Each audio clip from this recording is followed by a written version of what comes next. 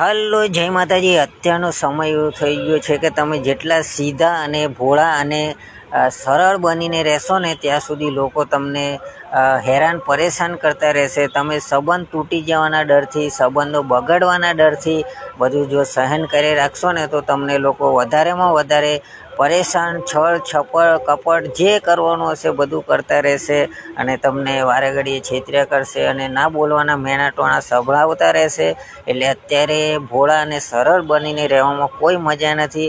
જે જેવા છે એમને સાથે એવું વર્તન કરતા શીખો, એમને જવાબ આપતા શીખો, તો જ તમે જીવન જીવી શકશો। બાકી અત્યારનો સમય બહુ ખતરનાક છે અને શ્રી કૃષ્ણ ભગવાને પણ ગીતામાં કહેલું જ છે કે અત્યાચાર કરવાવાળા કરતાં અત્યાચાર સહેવાવાળાનો ગુનો વધારે હોય છે। એટલે જે જેવા છે એમની સાથે એવું વર્તન કરતાં શીખશો તો જ તમે જીવી શકશો। જય માતાજી।